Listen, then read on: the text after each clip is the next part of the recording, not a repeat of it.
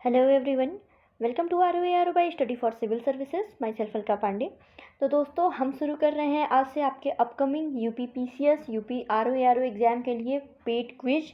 ये बिल्कुल फ्री में आपको क्वेश्चन आंसर के फॉर्मेट में मिलेंगे। तो डेली हम 25 MCQ, जो आपके लिए काफ़ी ज़्यादा इंपॉर्टेंट है एग्ज़ाम के पॉइंट ऑफ व्यू से, तो उसको देखेंगे। तो चलिए शुरू करते हैं। तो दोस्तों, सबसे पहले है, निम्नलिखित में से कौन सा भारत का एक अन्य नाम है? ठीक है, तो इसमें ऑप्शन है आपका आर्यावर्त, जम्बूद्वीप, हिंदुस्तान या उपरोक्त सभी। तो इसमें देखिए, आपका जो राइट आंसर है वो है उपर्युक्त सभी। ठीक है, ये आपका राइट आंसर है। तो है दूसरा है, निम्नलिखित में से कौन सा राष्ट्रीय आदर्श वाक्य है? कर्म ही पूजा है, सत्यमेव जयते, अहिंसा परमो धर्म, ईश्वर एक है। तो इसमें हम सभी को पता है कि हमारे देश का राष्ट्रीय आदर्श वाक्य यानी नेशनल मोटो है सत्यमेव जयते। ठीक, आगे बढ़ते हैं। अगला क्वेश्चन है, भारत का क्षेत्रफल विश्व के कुल क्षेत्रफल का कितने प्रतिशत है? तो इसमें जो आपका राइट आंसर है वो 2.4% है। भारत का क्षेत्रफल विश्व के कुल क्षेत्रफल का 2.4% है। आप लोगों के लिए एक क्वेश्चन है, प्लीज़ उसको कमेंट बॉक्स में बताइए कि पॉपुलेशन वाइज, जनसंख्या वाइज भारत का पूरे विश्व की पॉपुलेशन में कितना परसेंट है? इसको कमेंट बॉक्स में करके बताइए। अगला क्वेश्चन देखते हैं। राष्ट्रीय जल पुरस्कार 2020 में सर्वश्रेष्ठ राज्य की श्रेणी में प्रथम स्थान किस राज्य ने प्राप्त किया? तो इसमें देखिए, इसमें सबसे पहला स्थान है उत्तर प्रदेश का। ठीक है, राष्ट्रीय जल पुरस्कार 2020 में सर्वश्रेष्ठ राज्य में उत्तर प्रदेश का पहला स्थान है। एक और चीज़ याद करिएगा, उत्तर प्रदेश का पहला स्थान है, राजस्थान दूसरे नंबर पर और तमिलनाडु इसमें तीसरे नंबर पर है। फिर देखते हैं, international association of working women award से किसको सम्मानित किया गया? तो इसमें सही आंसर है आपका सुष्मिता सेन। ठीक है, इनका OTT पे एक सीरीज़ रिलीज़ हुई थी आर्या 2, इसके लिए इनको सम्मानित किया गया है, international association of working women award. फिर है, इसरो का नया अध्यक्ष और अंतरिक्ष सचिव किसको नियुक्त किया गया है? तो ये S सोमनाथ को। इन्होंने के सिवान की जगह ली हुई है। S सोमनाथ जो हैं इसरो के नए अध्यक्ष हैं। फिर अगला सवाल है आपका, भारत का दक्षिणतम बिंदु इंदिरा पॉइंट है जो ग्रेट निकोबार द्वीप में कितने उत्तरी अक्षांश पर है? ये आप लोगों को बताना है। ठीक है, ग्रेट निकोबार में है ये। तो इसका जो राइट आंसर है वो है लगभग 6 degree 45 minute. Indira point Bharat का दक्षिणतम बिंदु है जो कि ग्रेट निकोबार द्वीप में स्थित है। फिर है, आगे बढ़ते हैं, मिनिकॉय और लक्षद्वीप के बीच में कौन सा डिग्री चैनल है? ये आपको बताना है। तो देखिए, इसका राइट आंसर है 9 डिग्री चैनल। 9 डिग्री चैनल जो है वो मिनिकॉय और लक्षद्वीप के बीच में है। वहीं याद रखिएगा, 10 डिग्री चैनल जो है वो अंडमान और निकोबार को डिवाइड करता है। ठीक है, 11 डिग्री जो चैनल है वो ये आपके अमीनदीवी और कैनेनोर जो है आइलैंड, उनको डिवाइड करता है। और 8 डिग्री चैनल जो है वो लक्षद्वीप और मालदीव को डिवाइड करता है।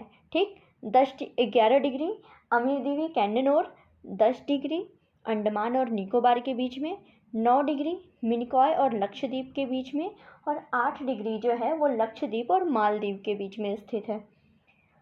आगे बढ़ते हैं। आगे है, निम्नलिखित में से कौन सा कथन जो है वो असत्य है? ठीक है, तो देखिए, सबसे उत्तरी बिंदु इंदिरा कॉल बिल्कुल सही है। सबसे पूर्वी किबिथु, ये भी हम जानते हैं। पश्चिमी जो गहीर माथा होता है, ये देखिए इसमें ये गलत आंसर है। अगला क्वेश्चन पूछा गया है कि पृथ्वी अपनी धुरी पर घूमती है।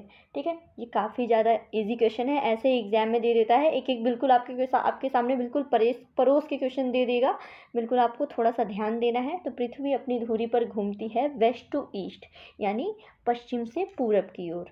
ठीक, तो देखिए हमने कितनी जल्दी लगभग 10 क्वेश्चन कर लिए। आपके एग्जाम के पॉइंट ऑफ व्यू से बहुत ही ज़्यादा इंपॉर्टेंट है। अभी आगे हम 15 और देखेंगे। तो इसमें देखिए, सबसे पहले इसमें फिर पूछा गया है कि कौन सा कथन जो है वो असत्य है। ठीक है, हमारा राष्ट्रीय गीत वंदे मातरम है, बिल्कुल सही है। साक्षरता 80.9% है, पुरुष साक्षरता। बड़े बंदरगाहों की संख्या हमारे यहाँ 13 है, लेकिन जो राजभाषा दिया हुआ है देवनागरी, ये गलत है। ऑफिशियल लैंग्वेज नहीं, हमारी लिपि देवनागरी है, ना कि राजभाषा। फिर आगे पूछा है, निम्नलिखित में से कौन सी अदिश राशि है? ठीक है, अदिश राशि, रेखी संवेग, त्वरण, विस्थापन, उपरोक्त में से कोई नहीं। तो ये देखिए बिल्कुल ये आंसर सही है, उपरोक्त में से कोई नहीं, क्योंकि ये सारी सदिश राशियां हैं। तो हम सब पढ़े हुए हैं अदिश राशि में क्या होता है, केवल परिमाण की आवश्यकता होती है। वहीं सदिश राशि जो होती है उसमें परिमाण और दिशा दोनों की आवश्यकता होती है। ठीक है, तो अदिश राशि जैसे आपका लंबाई हो गया, घनत्व हो गया, ये सारी चीज़ें अदिश राशियों में आती हैं। ठीक है, तो इसमें नन ऑफ द एबव, उपरोक्त में से कोई नहीं। आगे बढ़ते हैं। समुद्र के भीतर छिपी हुई वस्तु पनडुब्बी का पता लगाने के लिए किस यंत्र का प्रयोग किया जाता है। ठीक है, अभी फिजिक्स वाले वीडियो में मैंने काफ़ी डिटेल में इसको बताया था, मेरे चैनल पे पड़ा हुआ है। ठीक है, तो उसके लिए है सोनार। सोनार का उपयोग करते हैं समुद्र के भीतर किसी छिपी हुई वस्तु और पनडुब्बी का पता लगाने के लिए। इसमें क्या होता है कि इस यंत्र से रेज निकलती हैं और उस ऑब्जेक्ट से टकरा करके, ठीक है, अब दोबारा आती हैं, तो इससे हम क्या डिस्टेंस का, उसकी लोकेशन का पता लगा सकते हैं। तो सोनार है। फिर अगला सवाल है, किसी व्यक्ति या समूह के स्वामित्व वाला वह उपक्रम जो मुख्यतः बिक्री के ध्येय से वस्तुओं और सेवाओं का उत्पादन और वितरण आदि करता है, ये क्या कहलाता है। An enterprise owned by an individual और group which produces and distributes. तो हम सबको पता है, ये आगे नीचे दिया है, mainly goods and services etcetera, mainly for the purpose of sale is called. ये क्या कहलाता है, तो ये सब पता है हमको। ये इंटरप्राइज की डिफिनीशन है, उद्यम की डिफिनीशन है। ठीक, फिर आगे बढ़ते हैं। 15 जनवरी 2022 में ब्रिटिश सेना में कार्यरत कौन सी महिला अंटार्कटिका की अकेले यात्रा करने वाली भारतीय मूल की पहली एवं अश्वेत महिला बनी। तो इसका राइट आंसर है कैप्टन हरप्रीत चंडी। ठीक है, ये जनवरी 2022 में ये ब्रिटिश सेना में कार्यरत हैं और ये अंटार्कटिका की अकेले यात्रा करने वाली भारतीय मूल की पहली महिला हैं। फिर है, हाल ही में किस विश्वविद्यालय के सहायक प्रोफेसर सुबोध जी और शोध विद्वान विद्या ललन ने 5G माइक्रोवेव अवशोषक विकसित किए हैं। ठीक है, तो ये लोग जो हैं ये केरल विश्वविद्यालय से संबंधित हैं। ठीक है, केरल यूनिवर्सिटी से। फिर है, निम्नलिखित में से कौन सा ऐसा प्रथम राज्य अथवा केंद्र शासित प्रदेश है जहां जिला स्तरीय सूचकांक जारी किया गया। ठीक है, तो इसका राइट आंसर है जम्मू कश्मीर में जिला स्तरीय सुशासन सूचकांक। 19वें, हाल ही में नेताजी पुरस्कार 2022 से किसे सम्मानित किया गया। तो देखिए ये दिया गया है जापान के पूर्व प्रधानमंत्री शिंजो अबे को। ठीक है, और ये भी एक याद रखिएगा, 2021 में इनको हमारी तरफ से, भारत सरकार की तरफ से पद्म विभूषण भी दिया गया था और 2022 में नेताजी पुरस्कार 2022 इनको दिया गया है। अभी हाल ही में एक रैली के दौरान इनकी हत्या कर दी गई है। ये काफ़ी इम्पोर्टेंट है, इनके बारे में ये दोनों पुरस्कार याद रखिएगा। फिर आगे है, हाल ही में असम सरकार द्वारा असम वैभव पुरस्कार किसको दिया गया है। तो ये रतन टाटा को दिया गया है। ठीक है, असम वैभव पुरस्कार रतन टाटा को। फिर है, हाल ही में पाकिस्तान सुप्रीम कोर्ट की पहली महिला जज किसे नियुक्त किया गया।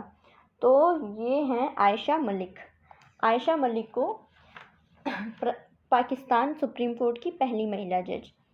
फिर अगला सवाल है, सरकार की आय और कर राजस्व द्वारा उसके व्यय का पूरा न हो पाना, ये क्या कहलाता है। तो ये कहलाता है बजट घाटा। ठीक है, बजटरी डेफिसिट। फिर आगे बढ़ते हैं। आगे है, संयुक्त राष्ट्र द्वारा 1983 में विश्व की पर्यावरण समस्याओं के अध्ययन के लिए कौन सा आयोग नियुक्त किया गया। मोस्ट इम्पॉर्टेंट है, 1983 में ब्रुटलैंड कमीशन याद रखिएगा, संयुक्त राष्ट्र द्वारा 1983 में विश्व की पर्यावरण समस्याओं के अध्ययन के लिए। फिर आगे बढ़ते हैं, निम्नलिखित में से जल बहाव की दर मापने की इकाई कौन सी है। तो ये क्यूसेक है। ठीक है, क्यूबिक फीट पर सेकेंड, ये क्यूसेक है। ये जल बहाव की दर मापने की इकाई है। और आज का आखिरी सवाल है हमारा कि निम्नलिखित में से कौन सा कथन असत्य है। ठीक है, तो भारत का राष्ट्रीय चिन्ह अशोक स्तंभ है, बिल्कुल सही। कर्क रेखा के 8 राज्य, कमेंट बॉक्स में करके बताइए कि कौन कौन से राज्य हैं 8 जो कर्क रेखा पर स्थित हैं। जनसंख्या घनत्व 382 व्यक्ति, बिल्कुल सही है। लेकिन अनुसूचित जाति जनसंख्या का प्रतिशत 17.6%, ये गलत है। अनुसूचित जाति जनसंख्या का प्रतिशत है 16.6%। तो दोस्तों आज के वीडियो में इतना ही। अब नेक्स्ट ऐसे ही इम्पॉर्टेंट MCQ देखेंगे अगले वीडियो में। Thank you so much.